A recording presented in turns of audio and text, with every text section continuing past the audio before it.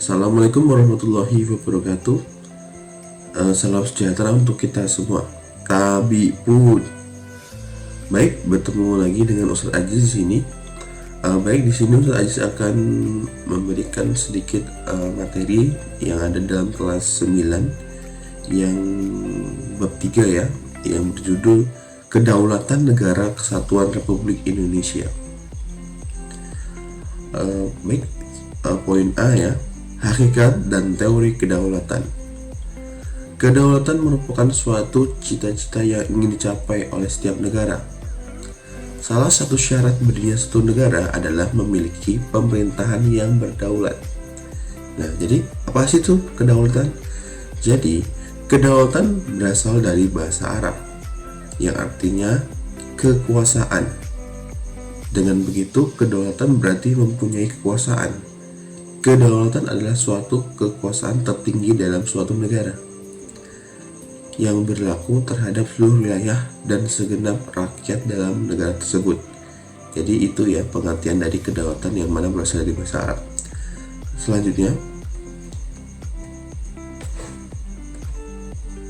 sifat dari kedaulatan. Jadi, kedaulatan memiliki beberapa sifat ya, yang di sini dibagi menjadi 5 sifat. Yang pertama adalah permanen atau tetap.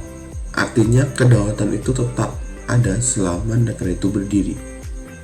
Yang kedua, asli. Artinya kedaulatan tidak berasal dari kekuasaan lain yang lebih tinggi. Yang ketiga, bulat.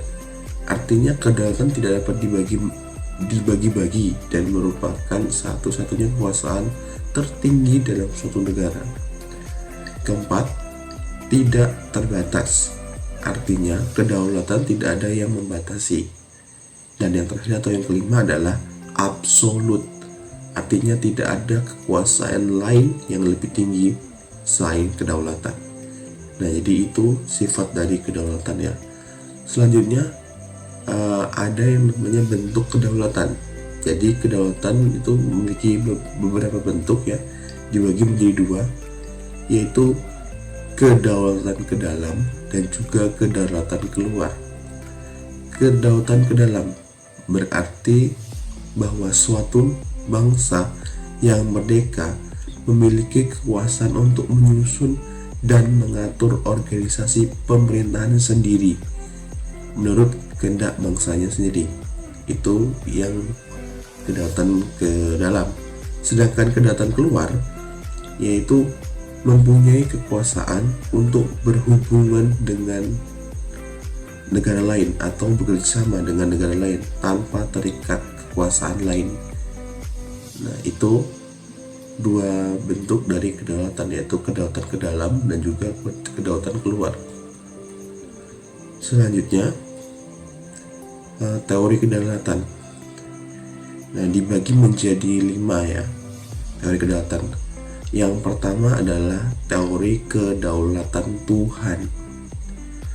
Teori kedaulatan Tuhan menganggap pemilik kedaulatan yang sesungguhnya adalah Tuhan.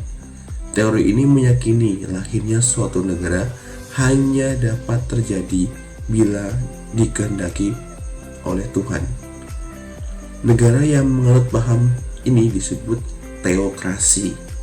Seorang raja atau penguasa dianggap sebagai wakil Tuhan di dunia. Negara yang menganut teori ini adalah Jepang pada masa lalu ya. Jadi itu teori kedaulatan Tuhan. Yang kedua ada teori kedaulatan raja. Yaitu teori kedaulatan ini berpendapat bahwa kekuasaan tertinggi ada di tangan raja. Raja dianggap wakil Tuhan untuk urusan duniawi dan kekuasaannya bersifat mutlak. Meskipun dianggap sebagai wakil Tuhan, penganut teori ini percaya kedaulatan bersumber dari raja, bukan dari Tuhan. Raja bertanggung jawab sekaligus bertindak atas namanya sendiri ya, bukan atas nama Tuhan. Negara yang menganut teori ini adalah Prancis dan Jerman pada masa lalu. Selanjutnya, yang ketiga adalah teori kedaulatan negara. Teori kedaulatan ini berpendapat bahwa kekuasaan tertinggi ada di tangan negara.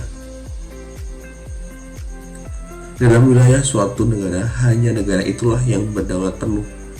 Tidak ada seorang pun yang berhak menentang negara, sehingga kekuasaan negara tidak ada yang membatasi.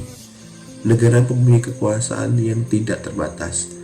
Artinya negara berhak mengatur semua warga negaranya, dan warga negaranya harus taat, patuh terhadap kehendak dan keinginan negara. Negara yang menurut teori kedaulatan Tuhan adalah Uni Soviet atau Rusia pada masa Stalin. Lanjutnya, yang keempat adalah teori kedaulatan hukum. Teori kedaulatan ini berpendapat bahwa kekuasaan tertinggi ada di tangan hukum. Jadi, segala aspek kehidupan baik itu rakyat maupun negara wajib tunduk dan patuh terhadap hukum. Hukum dibuat oleh pemerintah atau lembaga berwenang. Hukum dapat berupa hukum tertulis maupun tidak tertulis, serta berisi perintah dan larangan. Negara yang menganut teori hukum adalah Swiss dan juga Indonesia. Nah, itu yang teori kedaulatan hukum. Nah, selanjutnya yang terakhir atau yang kelima adalah teori kedaulatan rakyat. Nah, di sini bahwa teori kedaulatan ini berpendapat bahwa kekuasaan tertinggi ada di tangan rakyat. Rakyat sebagai pemegang kekuasaan tertinggi dalam suatu negara. Namun karena jumlahnya begitu banyak, maka rakyat mewakili kekuasaan kepada suatu lembaga negara untuk menjalankan pemerintahannya. Pemerintahan akan dipilih secara langsung oleh rakyat melalui pemilihan umum. Negara yang menganut teori adalah Amerika dan juga Indonesia. Nah, itulah tadi 5 teori kedaulatan ya, dan juga sifat kedaulatan dan bentuk dari kedaulatan yang mana memiliki artinya masing-masing ya. Yang pertama tadi ada sifat kedaulatan yang mana dibagi menjadi 5 ya. Itu permanen, asli, bulat, tidak terbatas, dan absolut. Sedangkan bentuk kedaulatan yaitu ada kedaulatan keluar dan juga kedaulatan ke dalam. Selanjutnya, teori kedaulatan dibagi menjadi 5, yaitu ada kedaulatan Tuhan, kedaulatan raja, kedaulatan negara, kedaulatan hukum, dan juga yang terakhir ada kedaulatan rakyat. Nah, jadi itu saja mungkin untuk pertemuan kali ini atau video kali ini. Semoga apa yang Ustadz berikan dapat bermanfaat untuk kita semua. Baik, Ustadz akhiri. Wassalamualaikum warahmatullahi wabarakatuh.